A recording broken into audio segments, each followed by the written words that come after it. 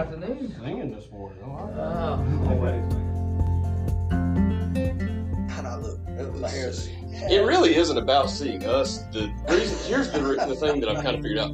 I hope it's not about seeing It has us. nothing to do with seeing us. I'll do an intro. Welcome to the other 167. We'll talk about that. We are destroying speculations and every lofty thing raised up against the knowledge of God. And listen, and we're taking every thought captive to the obedience of Christ. Here's what that means. Next time the enemy wants to whisper something in your ear, basically saying, you're no good, God doesn't love you. In other words, I take that lie and I bring it to the truth and I say, no, I'm going to set my mind and I'm going to lock my mind. And you think about captive, I'm going to lock my mind on the truth. As you grow in Christ, it doesn't necessarily become about the rules as much as it becomes about the character. Love you like a brother, man. Constructive professional feedback, though.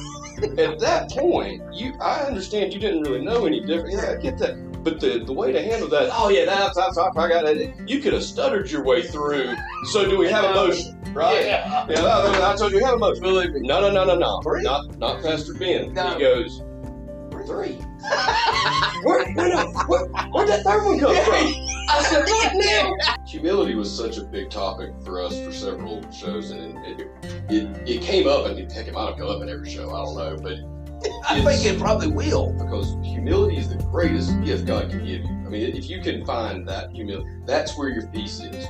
When you look at the life of Christ, if we are, as our spiritual maturity, going to become like Christ, then I don't know if anybody more humble. I think the world's had enough of pretend. We need to be real. Yeah. And look, I'm just as fallen as anybody else, and I'm just the Lord called me to preach and teach. I'm no different than anybody, and there's a line in here. I don't know what this means just off the top of my head. I submit for your consideration, you might be wrong.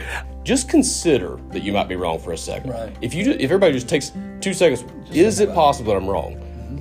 And now imagine how much of an idiot you're going to look like if you keep going this way and prove to be wrong. You might take a little bit different approach to how you handle that situation. It sort of sounds like Paul sort of has almost a little bit of pity for you married folks. Like, but I believe Paul is saying whether you're married or whether you're single, be all that you can be for Christ. And sometimes, whether it's you're married or single, he's just trying to point out that, but being single has its advantages. 200 Baptists. You didn't tell me about that. 200 Baptists that I know you're about to tell to come up here and shake my hand. You're going to lead up with the third one. I'm so sorry. I gave a very direct answer. I'll tell you exactly where it came from.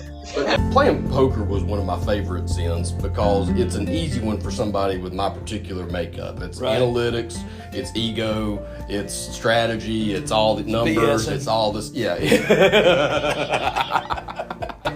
And I think the world has seen enough fake Christians. Maybe genuineness is what we need more than anything else.